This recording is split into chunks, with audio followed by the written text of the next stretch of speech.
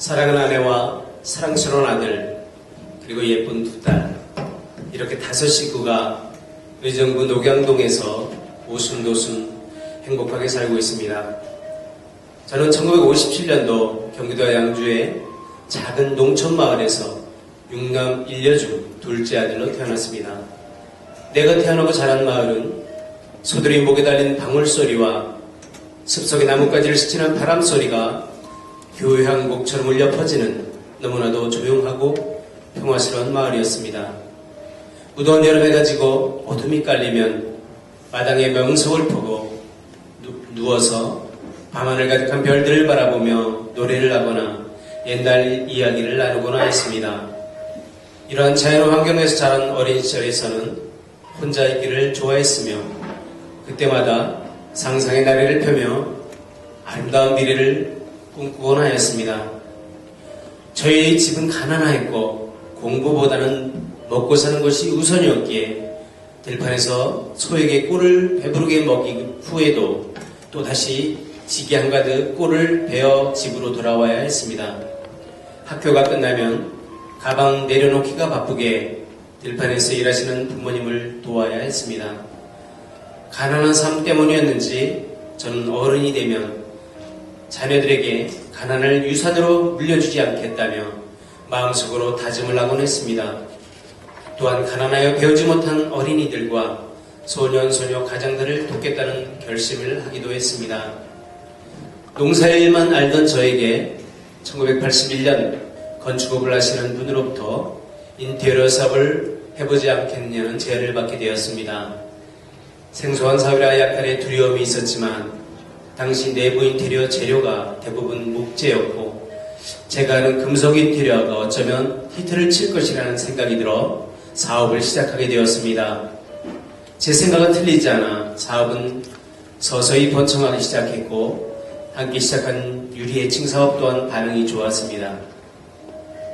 사업이 번창하자 외갓집 어른의 중매로 1985년 9월 지금의 아내와 결혼을 하게 되었습니다. 하지만 나는 아내와의 결혼 생활보다는 사업을 우선순위에 두고 신혼생활을 즐길 여유도 없이 곧바로 현장에 달려가서 일을 하곤 했습니다. 사업이 잘 되자 집에 있는 날보다는 나가서 일하는 날이 더 많았고 어떤 때는 집을 떠나 6개월씩 지방에서 일을 하기도 했습니다. 어린 시절 자장면 한 그릇 제대로 사먹지 못한 가난함 속에서 자란 저는 사랑하는 가족들만큼은 맛있는 음식을 마음껏 사줄 수 있고 돈 걱정 없는 삶을 살게 하고 싶었습니다. 오로지 돈만이 행복을 가져다 줄 수 있다는 생각은 저를 더욱 일도로 내몰았습니다. 지금 생각하면 참으로 한심한 생각이 아닐 수 없었습니다. 돈보다 몸이 소중하고 돈보다 가족이 소중함에도 우선순위를 잘못 알고 살아왔던 것입니다.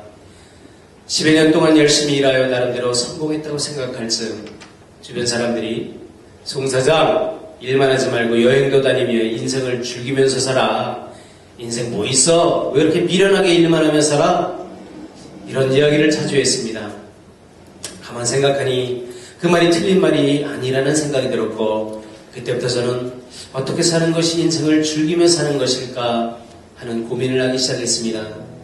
그때 모 백화점 신축공사 일을 맡아 대구에서 4개월 정도 일하게 되었는데 밤낮을 가리지 않고 도박을 하며 수렁 속으로 조금씩 빠져들었습니다.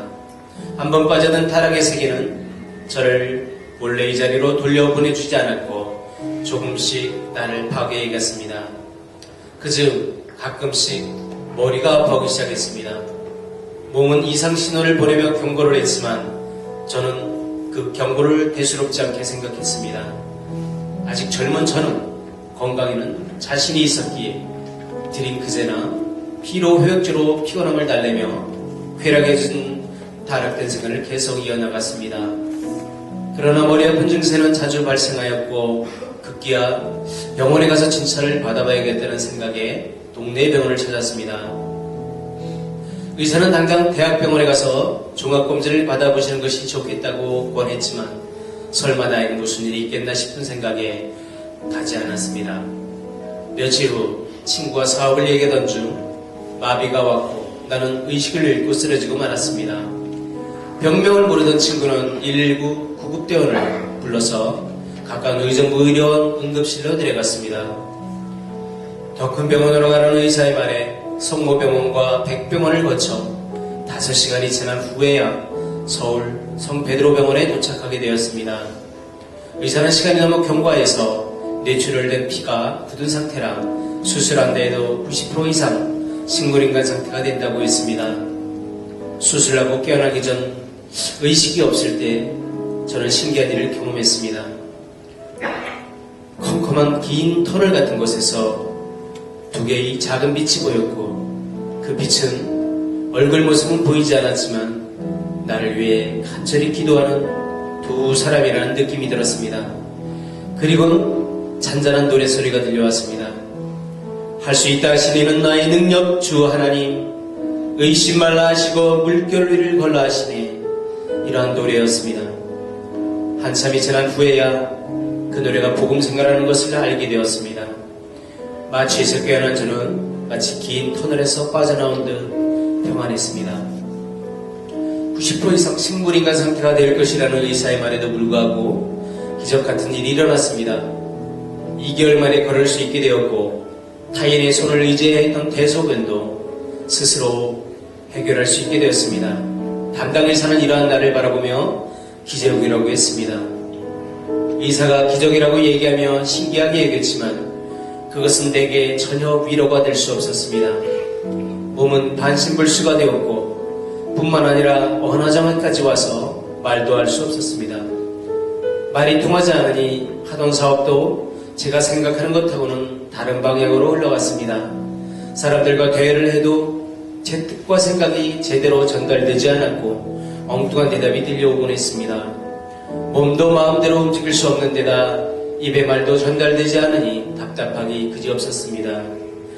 퇴원하여 공기와 물이 깨끗하고 조용한 부모님께서 계신 집으로 가 요양을 하게 되었습니다. 맑고 깨끗한 자연환경이 치료와 회복에 도움이 되었지만 저는 절망의 나날을 보내며 하루에도 수십 번씩 죽음을 생각했습니다.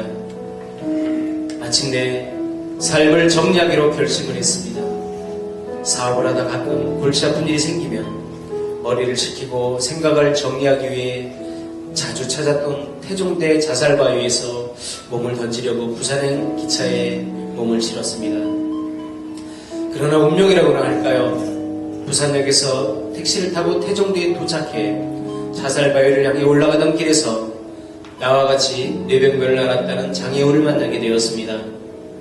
그는 이상한 걸음걸이로 태종대에 올라가는 저를 보고 심상치 않다는 생각이 들었는지 제게 말을 붙여왔습니다.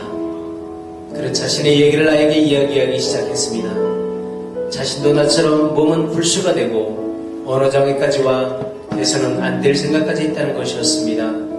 그와의 얘기는 길어졌고 밤 10시쯤 그분의 아내로부터 전화가 걸려왔습니다.